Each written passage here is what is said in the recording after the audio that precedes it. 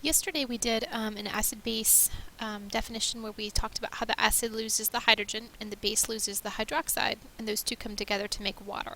And that's one definition of an acid-base reaction, but there's a second one that we're going to learn today. And the good news is that the acid definition is still the same. So no matter what, the acid will always give off that H+. But this time the base definition is going to be different. So instead of giving off the OH-, in this case the base is going to receive the H+. So essentially it's just a transfer of the H+ from the acid to the base. So this is our general equation. We've got the acid plus the base. We're going to end up with a conjugate base and a conjugate acid. And I'll talk to you about conjugates in just a minute. If we look at this example here, there's no way really to tell which one's the acid and which one's the base by looking at it.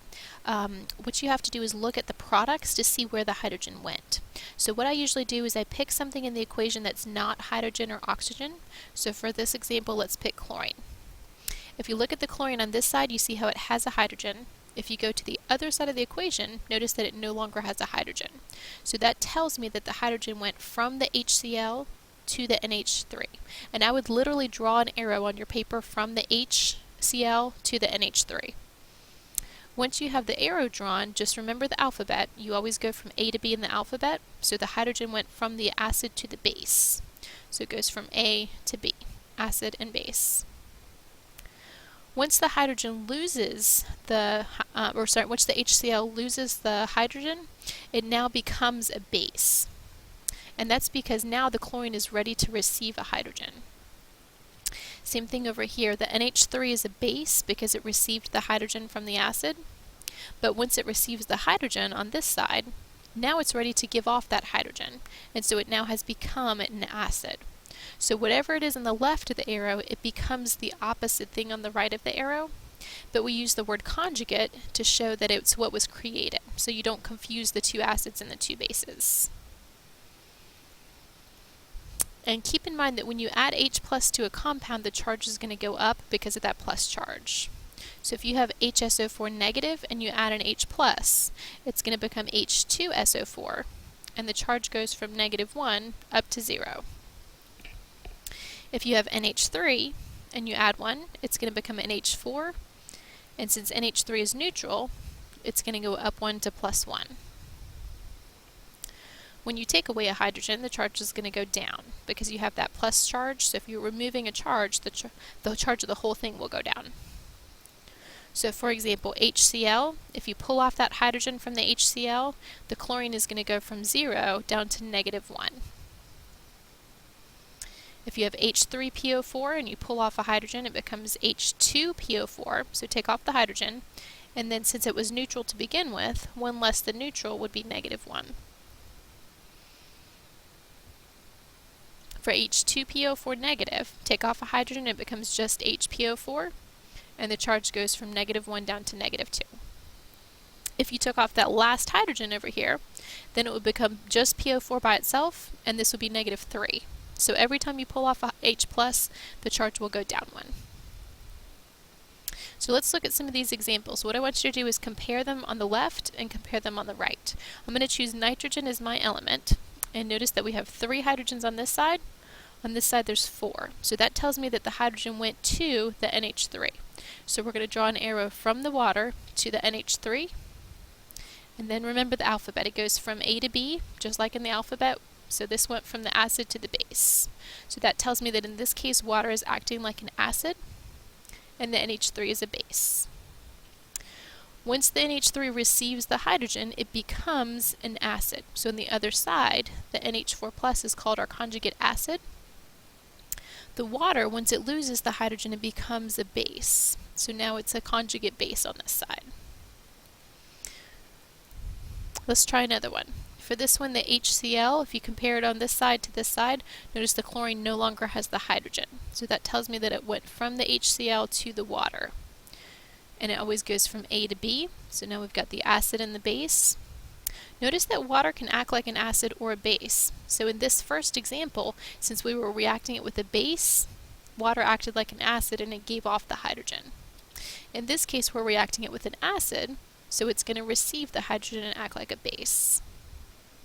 And the HCl, once it loses the hydrogen, it becomes your conjugate base. For the water, once it gains the hydrogen, it becomes the conjugate acid. There's 2 more examples in your notes. I want you to pause this video and try those 2 examples yourself, and then check your answers and see how you did.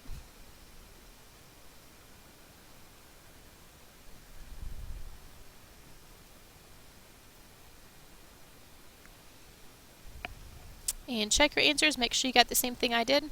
And there's some more practice with this on worksheet number 5 that you can try yourself and check your answers with me in class. Worksheet number 5. The last thing I want to talk about today is the pH scale. So the pH scale goes from 0 to 14. And notice that if you're on the 0 side of it, you have a whole lot of H+, that makes it very acidic. If you're on the OH side of it, it becomes very basic towards the 14. So this is a logarithmic scale where the H+, remember H3O+ and H+ are the same thing. It's expressed as a number from 0 to 14. So 0 to 6.9 is an acid, 7 is neutral, and 7.1 to 14 is basic. The numbers change by a factor of 10, and what I mean by that is if you compare a base that is a pH of 11 versus a pH of 10, the 11 is 10 times more basic than the 10. 12 would be 100 times more basic than the 10. 13 would be 1,000 times more basic than the 10. So every time you move 1 point on the pH scale, it changes by a factor of 10, so you just add a 0 to it. And note that when the pH is equal to 7, it means we have equal amounts of the H+ and the OH-. H+ is the acidic part of it, and OH- is the basic part. So if it's neutral, it means those 2 amounts are equal. And this is just a scale that shows lots of different things if you're curious about what kind of pH things have. Notice that stomach acid we've talked about a lot is a very strong acid, so it's really far down here. The farther you are away from 7, the stronger it's going to be. So for acids, the lower the number, the stronger it is, but for bases, the higher the number, the stronger it is.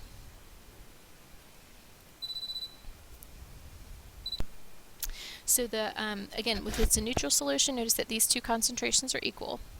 A pH of 11 would have 10 times more hydroxide ions than pH of 10.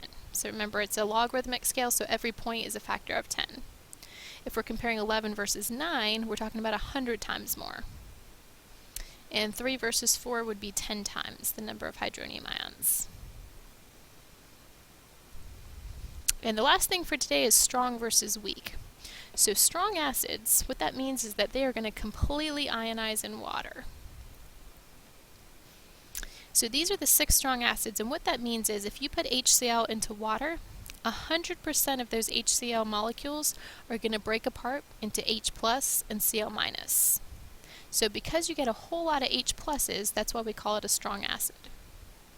If it was a weak acid, like HF is a weak acid, for HF only like 1% of it will break apart into H+ and F-. The other 99% stays together as HF. Same thing for strong bases. If it's strong, it means it completely breaks apart into ions.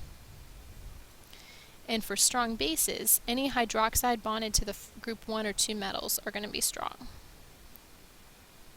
So strong acids and bases will completely break apart and become ions. There's a common question in chemistry tests about how do you make a strong acid weak? And the answer is that you can't. It's impossible. If it's a strong acid, it's going to break apart based on the type of molecule that it is, and you have no control over that.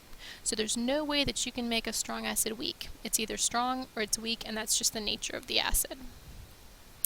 For weak things, only some of the molecules will break apart into ions. So like for acetic acid, less than 0.5% of the molecules will become ions. Most of it stays together as the compound. And the same thing for weak bases. So if we're comparing electrolytes for strong versus weak, since the strong things break apart into lots of ions, they're going to be better electrolytes than the weak acids and bases. And just to make sure you're not confused with concentrated, so there's concentration, which is how many particles you have compared to the amount of water that you put into it. So if you put a whole lot of water and just a few particles, it's going to be dilute. If you put a whole lot of particles and just a little bit of water, it's going to be concentrated. That you can change. You can always add more particles or you can add more water to change the concentration. Strength refers to the fraction of the molecules that will break apart into ions. You have no control over that. So that's based on the molecule that you're given. It's either strong or it's weak, and that's just how it is. So for example, if you have a whole lot of ammonia in just a little bit of water, it's a very concentrated solution. But since only 0.5% of them are breaking apart into ions, we consider it to be weak. So it's possible to have something that's both concentrated and weak. You could also have something that's strong and dilute. So if you have a hydrochloric acid, it's a strong acid, so every single molecule will break apart into ions, but if you wanted to make it dilute, you just add a whole lot of water to it. So make sure you can separate those two concepts in your head. And again, worksheet 5 has some more examples with conjugate acids and bases, but that is all for today's lesson.